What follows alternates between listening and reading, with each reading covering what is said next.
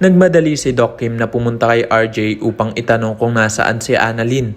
Sinabi ni Doc Kim na hinanap na niya si Annalyn sa kanyang kwarto ngunit hindi niya ito nakita. Ipinaliwanag naman ni RJ na sinabi ni Annalyn sa kanya na kanina papunta ito sa Apex ngunit matagal na yon at dapat ay bumalik na ito. Habang nag-uusap sila, lumapit si Karen habang kasama ang driver ng ambulansya. Sinabi ni Karen na may mahalagang ibabahagi ang driver. Tinanong agad ni RJ kung anong problema. Ipinaalam ng driver na nakarnap ang kanilang ambulansya at si Annalyn ay nasa loob ng sasakyan nang mangyari ito.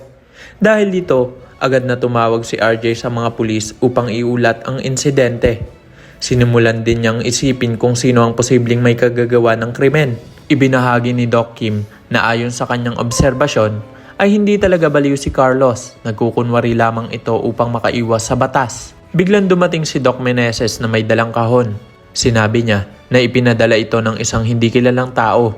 Nang buksan nila ang kahon, nakita nila ang gown ni Annalyn na may bakas pa ng dugo. Halos himatayin si Giselle sa matinding pag-aalala. Natatakot na baka may nangyaring masama kay Annalyn. Kahit na nasa panganib, nakahanap ng paraan si Annalyn upang makatawag sa labas. Sa tawag na ito, nagbigay siya ng mga mahalagang detalye tungkol sa kanyang kinaroroonan na nagbigay daan sa mga pulis upang matukoy ang eksaktong lugar kung saan siya dinukot. Dahil sa impormasyong ito, mabilis na kumilos ang mga pulis at nagsagawa ng rescue operation. Agad sila nagtungo sa lokasyon na ibinigay ni Annalyn at ginawa ang lahat ng kanilang makakaya upang mailigtas siya. Sa kanilang pagdating, hindi lamang si Annalyn ang kanilang nasagip kundi pati na rin ang pagkahuli kay Carlos. Napalibutan ng mga otoridad si Carlos at wala na siyang nagawa kundi sumuko.